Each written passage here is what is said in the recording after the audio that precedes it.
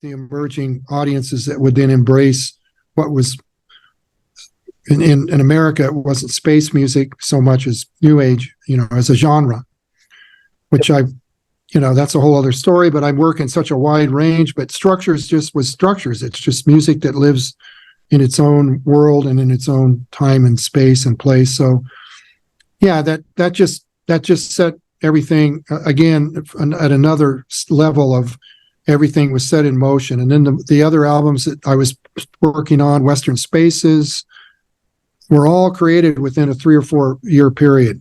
Traveler, Structures, Quiet Music, Western Spaces, Impetus, Desert Solitaire, that whole progression of albums all up through the 80s, all building up to Dreamtime Return. At the same time, there was a market opening up for that kind of music because people like to do Pilates or meditation or yoga became very popular. Many gym open up in the 80s. You need to stay healthy, you need to start working out, and all the ladies will go to yoga, and then so that will be appropriate music. Where people doing meditation or yoga, but even psychologists, using your type of music in the background where consulting with clients. So you didn't have to go to a concert or rock or pop. It was still a market for that type of music, right? Right. I mean, it was really, like we say soundtrack, the director looking for that type of music for film score, so. No, that it was absolutely a explosion of opportunities for music that was being used in all these different realms that were about exploring the human potential, like the Stanislav Grof's holotropic breathing and all the workshops that use music to support activation of these deep internal states where you're getting in touch with emotions and states of consciousness that you might normally think of as through psychedelic medicine, but there's using music to become the medicine, and that's been my big piece, is using music as a kind of a medicine in that way.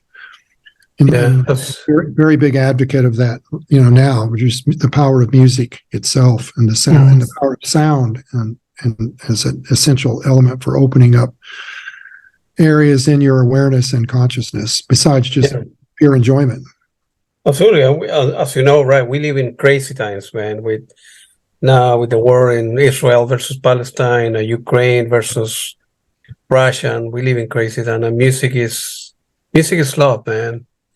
If world leaders were to listen to music, I suppose that we will live in a place. We live in crazy time, and maybe the end of the world or World War III or whatever. Music has given so much satisfaction. Not art in general, the painting or the reading or poetry, whatever. I don't know. It's we live in crazy time, man, Steve. So no, there's no absolutely, and there certainly hasn't been any less crazy, in times past. I mean, the things that our ancestors have lived through, and now, I mean, it is escalating, and the aspect that technology is driving that escalation is it's just absolutely clear that's happening. But it's just, ironic that the technology that's driving that world is driving, this whole other piece that we're connected to, and how you could create something of pure inspiration and beauty, and it gets out instantly into the nervous system of the planet. So, it's like a counterbalance, but that's a whole other piece there to go down the rabbit hole about what's happening in that sense. No, absolutely, man. So after Structure, of Silence, I think I don't know. I think it's somebody. I don't know. There was a documentary. I don't know the name of the person. They have a project called, I think, Art of Dreamtime. Yes. And several months later, you and Stoll end up traveling to Australia. Yeah, feel free to elaborate, and the story better than I do. But there was a very good movie that I really like. Obviously, we're talking about Peter Weir, Last Wave. And by the way, the music is, I don't know if you know the composer that did the movie, the soundtrack for that movie. For The Last Wave? Yeah, from The Last Wave. Yeah, don't remember the name. Yeah, he only did like that movie. By the way, had a great impact on me. Of course, I look at the soundtrack, and I forgot the name of who, but he ended up creating only like two or three vinyls. He worked in a music school, I think, teaching, and then eventually passed away. But it wasn't. It's not a well-known guy that did that record, that director. He, Right. struck on luck. I want to say luck, but it was the right place, the right time, working with Peter Weir, and created the music, which is the movie is great, and of course the director and the movie itself is very, very good. And we're talking about the Australian outback, and people trying to understand, dream, or everybody dreams a hour a day, but what happened when we dream and how we can recollect the dream, what's the meaning of from a psychological point of view, what happened in the dream. We try to revive what happened in during the day for our lives and try to learn for it. And the two of you, you get a hold of you end up going to Australia, and then eventually creating the next great record of yours, another masterpiece, right? Yeah, that was certainly a confluence of all that we've talked about building, and then again my connection to the states of awareness that I was at that time really, really breaking through into by spending time out in the Joshua Tree area outside of Los Angeles. Yeah. So that would be my sanctuary, where I would go out often by myself and do what they would call in Australia as a walkabout, where you go out by yourself and you just set off and you start moving through the desert with some kind of guiding sense of something's taking you to a place. And I would end up in places out there that were extraordinary just through my intuition. And but ultimately the project Dreamtime Return, that was my next album. I'd already had created the title Dreamtime Return after I had created and released I think it was Western Spaces and the album Impetus. So I already had I still have them in my archives, the working cassettes that says Dreamtime Return. And I had received a book called Art of the Dreamtime, hardcover book by Josephine Flood, and it was from the anthropological study of Cape York and that region of Australia. When you're looking at the map of Australia, it's the point on the right side that goes up the peninsula. And that's it's rich all around that massive country, but there was just an abundance of quite unexplored and recently discovered Aboriginal sites and sacred sites and caves and great galleries of stories being painted out over all these years. So that's when I received the call from David Stahl, who had met up with producers at Ball State University who had the money to put together to do this documentary on the art of the Dreamtime. So this all happened in synchronistic form, where I'm already reading this book. I just had titled an album called Dreamtime Return with no intention of going to Australia. And a few months later, David Stahl calls. He hears Structures from Silence playing on the radio, driving at midnight through Texas to Mexico. He says, that we need to use this kind of music for this documentary I'm doing and getting funding for in Australia. Would you be interested? And I said, when do we leave? That kind of thing, Wow. So he worked it out to where I was part of the whole expedition and the crew for them to use my music, whatever I would create. So that set the course for me to fly then to Australia and be part of the film crew. And, I'm recording sounds of the natural environment. I'm recording bees inside of trees for slowing them down. I'm recording rocks and out there. I'm picking up and making percussive sounds and just gathering that sort of piece. But what I'm really gathering is being flown out and dropped off into these remote sites in Cape York, which really there's maybe 4 or 5 dozen people had seen, anthropologists had been to these sites. And so we were able to fly in small planes and get dropped off, and they would pick us up several days later, and you'd be out on your own. And I mean, this was remote. If you got sick or something happened, they would just probably bury you out there because that's the end of it. So we were that far out, that in exploring on the ground, the rock art sites of the Aboriginal sacred sites there. And so that's all of that I absorbed by sleeping in the sites, by waking up, being there at 2 a.m, just, with hundreds and hundreds of miles from any civilization, and you're in these sites, and you're able to travel in your imagination and in the feeling that you're sitting in these rock art galleries. The one gallery called Magnificent Gallery is this massive wall of stone that goes on for hundreds and hundreds of feet, and it just starts at one end and it just keeps evolving with all of this rock art all the way down thousands of years. So you're just like you're really watching like a span of time unfold on this wall. So that's one of the pieces from Dreamtime called Magnificent Gallery. So you're just in a constant state for 3.5, 4 weeks of just being in complete time suspended awe and overwhelmed wonder of like this whole piece that's going on here, this whole like span of time and history and the Aboriginal documentation of that, up to the point where they painted this giant horse gallery, and it was at the point at which they first saw some sort of human form riding a horse up in through their land at the very first time. So you're seeing, all that sort of thing. So ultimately that all adds up for me into what you hear on Dreamtime. And there's just, you can't explain it.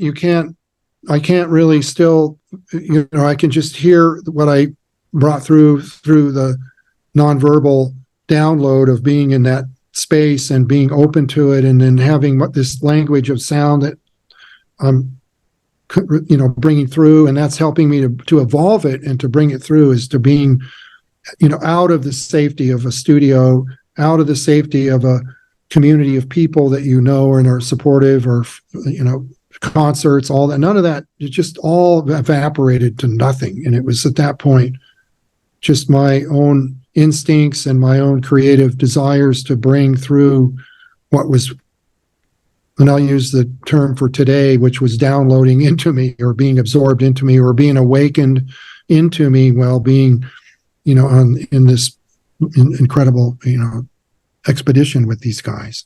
And you mentioned the word synchronicity. Obviously, that's an important part of the guy hearing your music in the middle of the night, getting a hold of you going there, capture all the beauty, coming back to pay after a month, putting the record album together, releasing the record, and then another notch.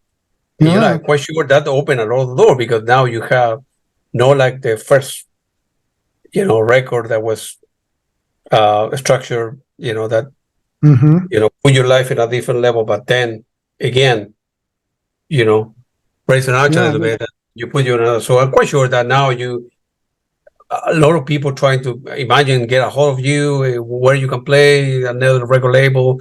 Now you were able to pay your bills, and your parents were not happy that that crazy life. What type of music is that you play with keyboards in the middle of the night? Well, you were earning a living, so you were not poor. That's a great observation. So the synchronicity, the fact that I was reading the Art of the Dreamtime book, right, and I already had the Dreamtime album title, but then that book was a reference book for the documentary that they were building. But and the side story where you were talking about, well, now I've had it at this level to where I have this momentum in my work, and people are recognizing the work, and it was by no means did things get easier. I mean, it's just like in terms of just trying to support yourself, and I mean, it costs money to live and eat, and that's right, yeah, all that stuff. So it would just, but it continued to more opportunities, of course, would open up, and labels at that time. I started, I moved over to work with Hearts of Space Records for a while, and then things evolve as they do. And then I started my own label, and around that time I started working with Project Records 30 years ago, it seems like now. Sam Rosenthal, and Yeah.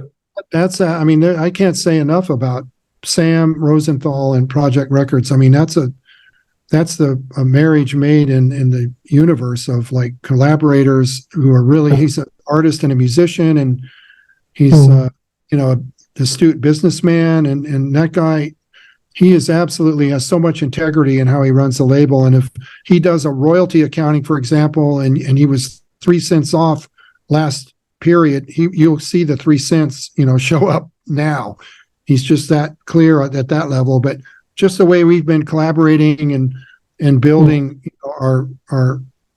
the catalog and working together on that, it's really, I feel absolutely blessed to work with Sam all these years. That's so good for you, man. So from there, you start getting better, financially paying your bills, and it was a motivation to upgrade your gear at the time, get better equipment, or I'm quite sure, I don't know if some factories or brand name kind of approach you, hey, it will be great if, because you were, well, no, can you use this type of gear, that type of modulator, or, this kind of keyboard or whatever, right? Yes. What? Yeah, that specifically that question in terms of being endorsed by that never happened until only very recently. I never had any endorsements, and I paid off the big loan, for the Oberheim. But and that was, the early day was no Oberheim. That was the early ARP and Micromoog and Sequencer and ARP string ensemble. But eventually another loan would come, and my mom and dad helped me out a little bit on getting the sacred Oberheim. But that's what, there are certain instruments that were, for me, iconic, absolute, like getting a Stradivarius violin if you're a classical player. There's a sound and there's an instrument that's going to help and inspire and take you to a whole other place that you're just absolutely possessed to be connecting to. So the Oberheim OB8, that series of their analog synth, which I have right behind me here. Yeah. That was the sound of structures from Silence, and it became the sound that my voice that you would hear a great deal of in Dreamtime Return, along with the Oberheim Expander. So the Oberheim, the synth company, was also based right in Santa Monica. So they were building the instruments 4 or 5 miles from where my studio was, and I knew guys working there, and I was able to play prototypes of the instruments. So I did have the benefit of getting some discounts through them, but I never got the, the sort of endorsement deal. I think the one keyboard I got from Oberheim, ironically, was called an XK, and it didn't make any sound. You just used it to control something else with, So that was kind of fun. But ultimately, my path has always been about finding whatever tools that I'm drawn to, and without any allegiance to any manufacturers. I just want to have the freedom to use this for a while, and this is kind of, it's worn out its welcome now. This is not really a lifetime instrument for you. Like the Oberheim stuff, lifetime, take it to the grave, put it in the tomb with me or whatever when I go, the Oberheims. But and then eventually this ASM, a manufacturer that creates the Hydra synth, fantastic. I'm doing a promo for them right now with you, but it's an amazing instrument that really has a real heart and soul of the Oberheim, the way you can build patches and have really complex, really beautiful, evolving sounds. So they supported me with their flagship synth. But overall, I have this collection of synths that I've bought for all these years, and like in the time house here, this is the main room of the time house. Yep. And there's 2 more studios here. There's a live room and then a smaller, I call the analog cave, where a lot of the big modular stuff is at. So it's it's just that's the joy of every day waking up and having these creative options that you can dream into instantly, or configure different combinations of maybe instruments that were built 30 years ago combined with something that was just a brand new design of something that comes in. So that's the beauty now, is you can mix and match and like a painter, using different pieces of technology where you might use computer, you might do some AI created stuff. You combine all these different organic elements and textures from 30 years ago. It's all grist for the mill. It's all these amazing tools to go deeper and further and more expansive into activating what we're so lucky to be born with, if we're aware of it, is our level of perception, and playing with how sound and music and other visuals in combination with that can just unlock and evolve you and change you in a really positive way. Yeah. Nowadays, thank you. But nowadays, with $1,000 or $2,000, you can buy, you can use Prolog tool, and with a fast computer, you can do everything in the computer nowadays. Not like before, back in the day, where you needed to buy expensive instrument and you need to go to the studio. There was $200 an hour to record a high engineer. Nowadays, people can do it. Do you go back to your analog days, so to speak, and then try to get sounds out of there as well, and not just the little bit of analog, right? Yeah. I pretty much. I've got one foot in analog world and then one foot in the digital world. But the point is that those worlds are all 100% hardware equipment. Yeah. Okay. I use no soft synths. I only use the computer to record and do arrangements in. And even now I'm doing a lot more recording live to a digital 2-track recorder at 2496, but I'm constructing it, playing, composing it, shaping it as you're hearing it. I see. Yeah. And so it's really staying connected to my early days of playing live and capturing it. But like the computer sitting here at the main console, it's sitting on a 56-channel analog mixing board. Yeah. Okay. Wow. So the board is an instrument, and I play it like I do the instruments here, all in the studio. So, but all the instruments are all patched into the board. So I have 56 channels of things happening that I can orchestrate and move and play with spontaneously. And I do record into multi-track, Mac system or whatever. And I can go in and I do a lot of, I'll take what I call magic tracks, which are these moments that happen in the studio that are live, and you're interacting with everything as it's unfolding. And it becomes so rich and so complete that to come back and drop in something, well, you can do that in certain places within the piece, but a lot of times it's so evolved and already at a really sophisticated level that's happening organically, and I'm capturing it. It's like taking a photograph of an incredible sunset, and rather than, I'm going to take a picture of just the clouds, then I'm going to take a picture of the light hitting the mountain, then I'm going to take a picture of the mountain, and then I'm going to take a picture of the grass. I want to take it all together and then have that experience of everything working together, while I'll then come back and maybe isolate some of the parts. I might take this breathing chord or this percussion thing and then take it and separate it. But there's a magic in capturing it all as a moment, as a moment that's just magic and absolutely, there, that won't ever happen again. So that's a big part of how I work now. After that, not a long time ago, you created in 2007, I believe, a great album. No, in the 2000, I don't remember. They called The Arc of Passion, yes, which is very good as well. Perhaps, I don't know, peak moment of pure flow. That's the best way I can describe it. That's perfect. It's another masterpiece, man. It's another very good album, man. Well, thank you so much. Another Steve Roach level up. Well, The Arc of Passion really, that's a really, the titles that that find their way into the music is really, it's very, very much like a key or a trigger point or a way to activate what is that whole album encompasses. So Arc of Passion is really like that feeling you enter into when I'm into that. That was all recorded live. That whole piece was recorded at a studio analog. It's now called Noise Bug, but they're a really cool analog synth store in Southern California that sells the modulars and all the, the hands-on gear.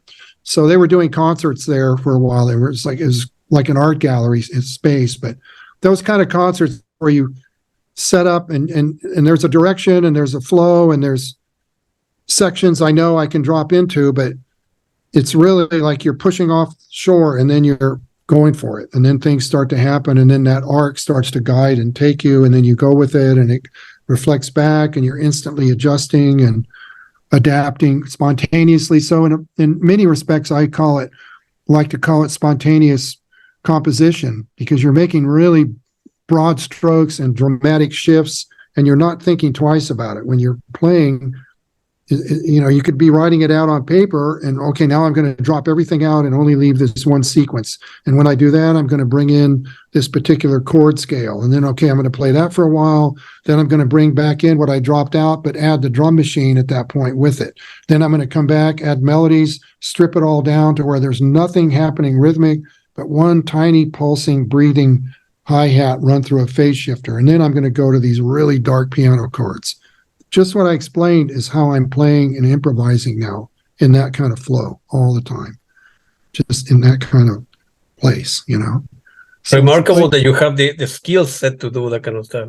When I'm listening to music, I put my headphone, I drink a beer or two on a Friday or Saturday night, and perfect. I don't know how people that I don't have that skill set. I'm a consumer of your product, man. I don't know how to write music or read music.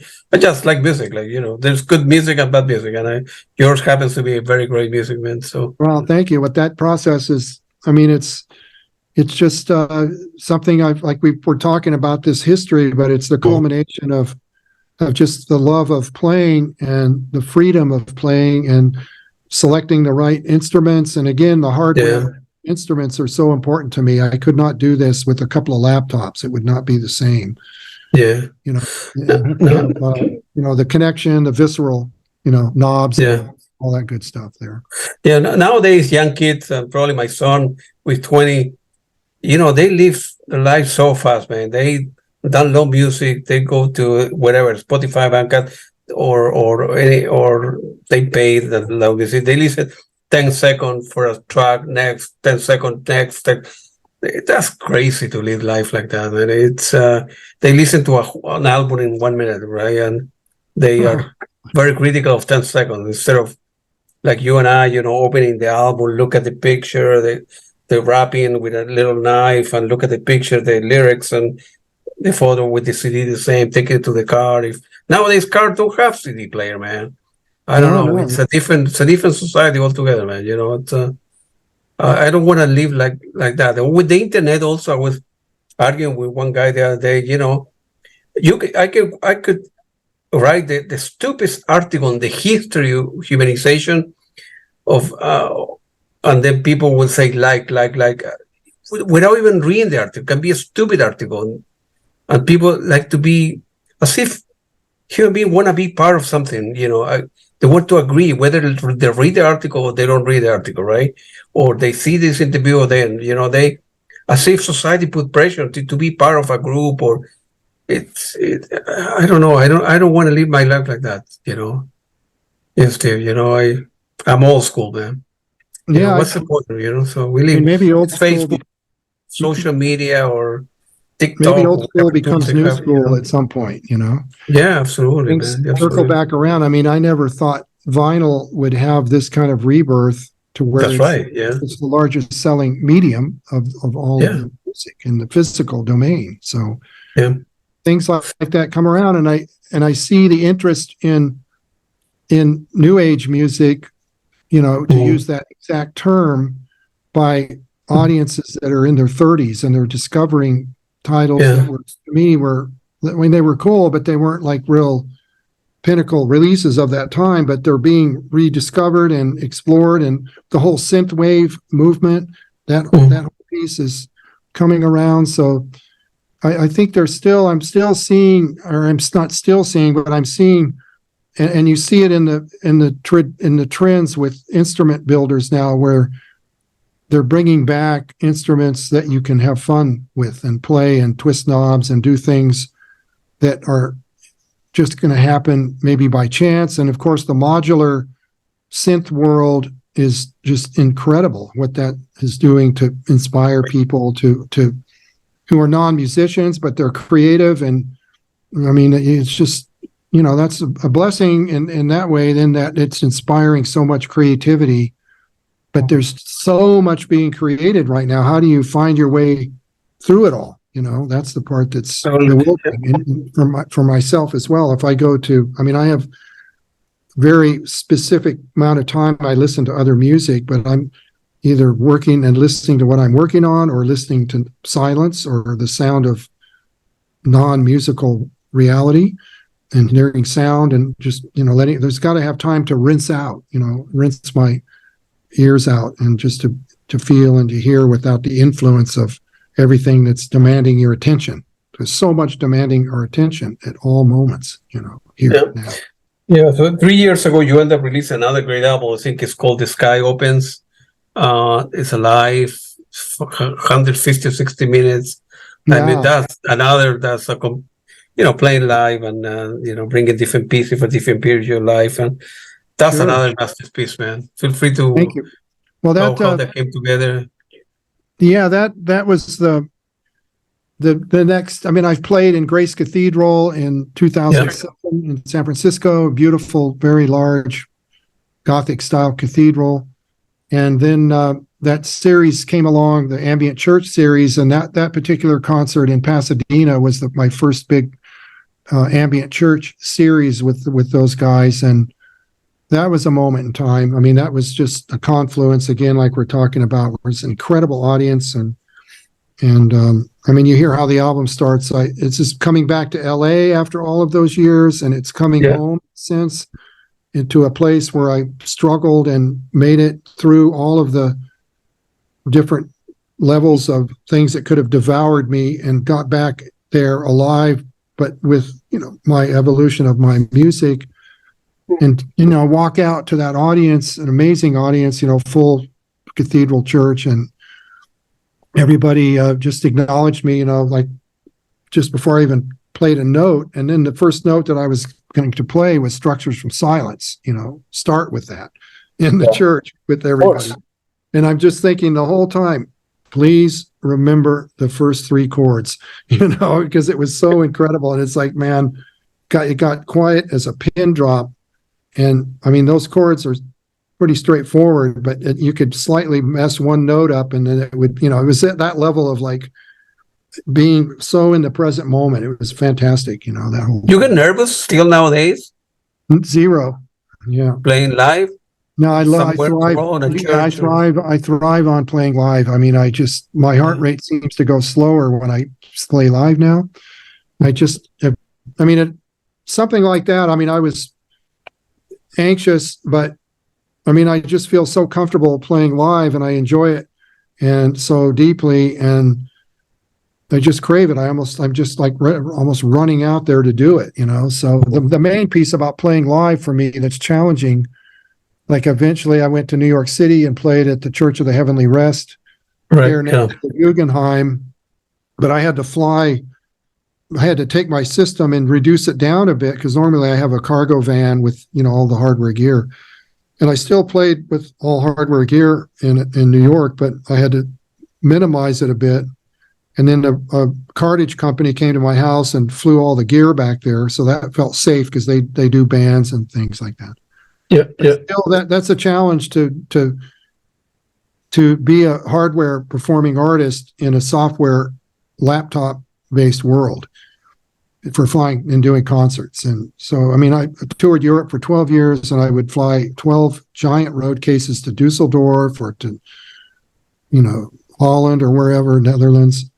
and back in the 90s up through right up to 2001 at 9/11, I could fly stuff all over the world and afford to do it. And then after that, everything changed. It became really not only more expensive, but they would open up the cases and pull stuff out and throw it back in, and it would get broken. And so that changed the European touring dramatically.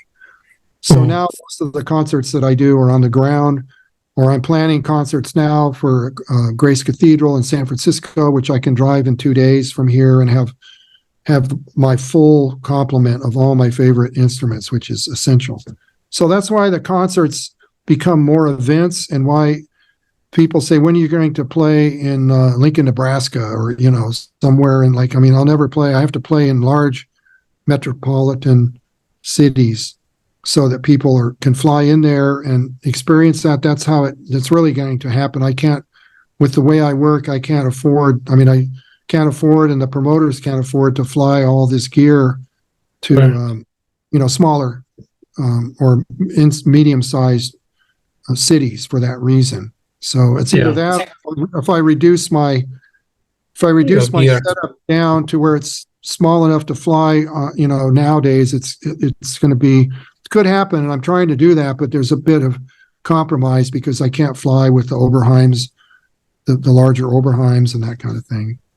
And then shipping it ahead of time. There's just, as you see, there's a lot of complications there. Now, that's why when I'm playing in the Southwest or Grace Cathedral in California, or we're talking about Chicago in the fall, so that could happen. And then that would have people who live in that part of the world would just say, this is where we have to go if we're going to see the concert. But yeah, that's, it feeds the music dramatically, playing live all the way till it's not on as a physical release, but the ambient church, the church concert I did in Los Angeles this year is another really high, that kind of high moment in time. So those concerts really feed and evolve the music. Absolutely, yeah. Tangerine Dream, they end up touring here in the United States. They went back to Europe last week.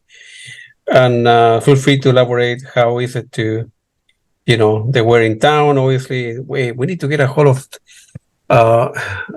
Roy Rich. We need to get a hold of, in your case, yourself, Steve, to play with them. How is it to play with Yoshiko and Thorsten and then Paul Frick, supporting Tangerine Dream? It was an unbelievable experience, although some people complain, well, it's not Tangerine Dream, the old guys are not part of the band anymore, some die and so on, but I got plenty to say about that for sure. But for me, they were not currently on my radar until recently, when I heard they were coming to Tucson, and I'm so consumed in my world. It's not like I've gone out of my way not to hear what they're doing. I'm so working 24/7 with all the different projects, and my exclusive page. We can talk about that if you want, where I have albums that come out once a month for subscribers there. Yeah.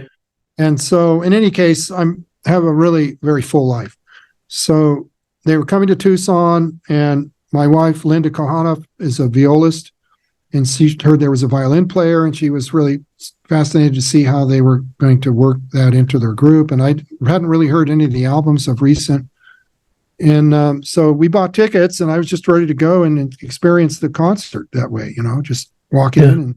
And I'm in my hometown, and sure, and all that good stuff. And it's right across the street from where I've been doing this monthly ambient lounge series at this historic hotel in downtown Tucson. It was all just felt like a nice, fun night. Well, then I heard this interview with Marius Christian Brucha on Journeys to the Infinite. Do you know his show?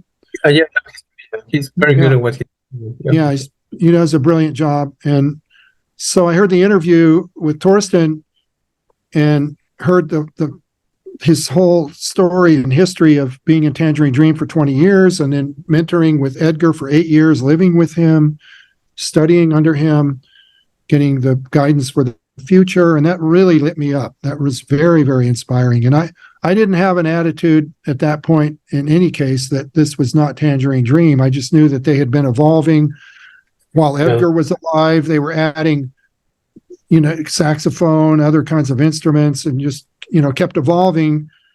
But when I heard any of that, I heard like when they were doing the larger group material, it was cool, but I just wasn't compelled. And it wasn't a matter of like, I want the old days. It's just while they're evolving. And there was periods during Tangerine Dream when it was Edgar, Chris, and Johannes. Yeah. There was periods there where it was cool, but I just wasn't drawn to it. I'm just because I'm so consumed in in your own stuff. Yeah, of course.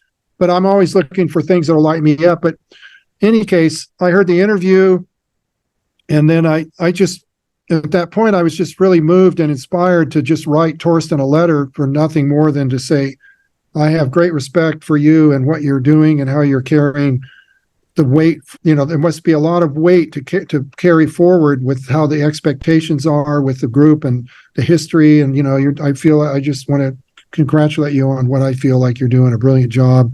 By that point, I had heard the ROM album, which is a brilliant album. Really, that absolutely. Yeah. Just, when I heard that, it was like, okay, I'm signed back up again with these guys. This is inspiring. Good for you. No, it was absolutely, I just played it over and over again. I was getting chill bumps listening to it, which is a good sign. But it was, none of this had anything to do with what would eventually happen about 2 weeks later. So then I wrote Marius a quick email, and I said, can I get Torsten's email from you? And then he said, well, I'll just email Torsten just to confirm that I can share his email with you, and which is cordial, what we all do. And then he emailed back and he said, well, actually, he's been trying to get a hold of you for about the last month, maybe through my Facebook page, which I have friends that help me run that page, but I'm not checking my emails there that much. So anyway, I sent him a nice letter, and then he emailed back and was really moved by that, and just really casual, friendly, great, exchange. And then he said, would you want to join us in Tucson in our sessions that we do at the end of the set? Correct. Yeah. And I said, absolutely, let's do it. I'm there, no problem. Boom, that was it. Yeah. So, and that was the last email I had with him 6 weeks before they played here. So I didn't know. And then I saw an interview because they were out touring, and I know when you hit the road there, the things they were experiencing with all the way along, breakdowns and breakdown, the bass pain. Yeah. I just knew that we were going to meet. Even in Albuquerque, they were 3 hours late. They were broken down. I had people waiting in line who knew I was playing with them. Said, well, they're not even here yet, and it's 8:00, and they're getting brought in with the school bus. And I'm like, that night before, my truck's already loaded, my van. I have all my full setup I use for all like the big church concerts. I have the full setup. They're ready to go. And I didn't know if they were going to even make it there on Sunday. I hadn't heard from anybody. I assumed they were because there's too much on the line with ticket sales. But in any case, I didn't want to get in the way of anything. I knew that when they rolled in, we would meet, and I had already looked online and saw that you sync up with a MIDI clock between his machines and mine, where you get the sequencers clocked up, you pick a key, and then you go. So that's how we met each other. We met each other. They rolled in about the same time. We started loading in. I met the band. Really, we just immediately were relaxed and felt really like, I know these guys. We know each other. We were just completely, oh, this is cool, and oh wow, and here we are. And they weren't stressed out from, from whatever happened. They had it pretty well together there. They were tired and stuff, of course. But so anyway, we just proceeded to set up, and they set me up. If you see the pictures, like right out in front, sort of with them surrounding me, and I have my full system, which is all of my hardware gear there. I've had with me for all these years, and so we talked about a key, and that's it. We didn't talk about where we were going to start it or where we were going to go or anything. We just picked a key and a MIDI clock, and then boom, hour later, it just started happening. It started happening in soundcheck. We were playing, and we were all looking at each other with these really big smiles, and we just stopped and said, let's just keep it in the bottle. This is happening, and just come back out at the end of their set, they announced me. It was exciting. It was exciting, but I felt really, like I said in some other interviews or with John Diliberto at Echoes, that it was like a Kairos moment. That's like this meeting of time and destiny where you just, things along the road, they come together and it just feels right. It's not like, well, I've been waiting for this, or I had, 4 months ago, I had not a single clue I would be on stage with those guys. Or did I even think about it? Or did it seem like, wow, wouldn't that be great? It wasn't nowhere on the radar at that point. But then once it came in, it was like, this seems like it's like meant to be, natural. Just the way we were gelling, the way we were playing off of each other. And it was so cool that when through the course of after sound check, and we were hanging out some more and talking, waiting in the afternoon atmosphere of Tucson, and one thing led to another, and let's do it tomorrow night in San Diego again. Boom. That's right. You went again, man. That's great story, especially that you met Edgar, or you look, like you say, you look up to a giant. Yeah. When you were young, and Edgar Frost, a big guy, and you are very tall, but you don't know, looking up in terms of what stature. Edgar Frost meant in statue meant in electronic music, and now you were playing with the descendants, so speaking of the big man. So right, and then the irony of that story, or not the irony, but to me the beauty of it, and I was telling that story to the band, was that where we're playing tomorrow night in San Diego is in El Cajon, and it's 3 miles from where I started everything, in that little apartment. Really? Wow. Yeah. I mean, it was right. I mean, I could almost point it out to him and see up there. I showed him the hillside. I said, that's where my first studio was, where I had the picture of Chris, Edgar, and Peter on my wall saying, there's room for me to do this with you guys. I said that to the picture. Wow. So it was a moment. So then when we announced it on Facebook. So, I have a lot of, friends, not family really anymore, but a lot of friends in San Diego and El Cajon, and the word got out pretty quickly that I was going to play with them. And that was a moment when I walked out right there, 3 miles from where it all started. I mean, that was one of those deals that, it's like it can choke you up pretty easy, that whole piece, just the emotion around that. And then the next night, since we had played the night before, we had some things figured out in terms of headphone mixes, and things were just more relaxed. And, I was ready to go to LA the next day, but I just I felt like, well, let's just not overstay the welcome here, and we just wished him farewell, and boom, So, but we had a great, just great connection. And we talked, that night afterwards, hanging out about, maybe something happens in Europe if I get over there, who knows what, it's just the way things roll. And in terms of more of those Kairos moments, the meeting of time and destiny, certainly totally can continue on. But no, it was absolutely just, fantastic. And so the piece about Tangerine Dream, are they Tangerine Dream or are they something else? Well, it's not Tangerine Dream 2.0. It's the evolution of the original Tangerine Dream to me. Totally. Yeah. And that's like saying, well, when Sid Barrett, went off the deep end, and then it was no longer Sid Barrett, is that no longer Pink Floyd? In terms of the original founder having moved away, because the guys, you have Chris, who came in later on, but you have Klaus and Conrad Schnitzler, or the early members. Wasn't Conrad? I think he was an early member. Yeah, he was early. Yeah, they were very early. I mean, they could play over, I don't know, like 100 people, different people. Yeah, in the Zodiac Club. But I mean, and Edgar, he passed that on to Torsten with 8 years of knowledge, and then he went the band 20 years, right? Yeah. So why would Torsten be any less a member than Peter Baumann or Chris or Hans Schmaling or all of those guys? I mean, right, Edgar has moved on, but the piece I have think of is in Barcelona, you have the Sagrada Familia, right? The beautiful. That's right. And so that's 300 years in the making. That's cathedral thinking. That's cathedral. Absolutely. That's what, Antonio Gaudí trained people, so when he died, they would keep his vision alive, and that's what to me Tangerine Dream is about: cathedral thinking in a musical context, where they keep evolving. Yeah, it's my understanding that Edgar Frost's will, if you will, wish was for the band to continue, and Thorsten was there in the band, and then Yoshiko came later, and then Paul Frick started playing with them like 4 or 5 years ago. So it will continue. It's a great music, and it's people like it. I saw them twice a couple of weeks ago, and the show was great. We have a great time, and the music was great, and whether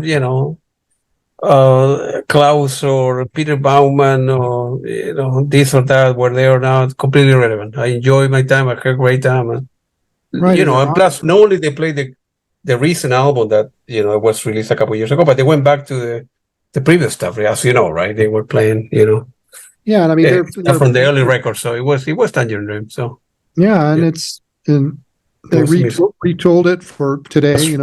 That's right. Yeah, and yeah, I mean it's just. I mean, I heard when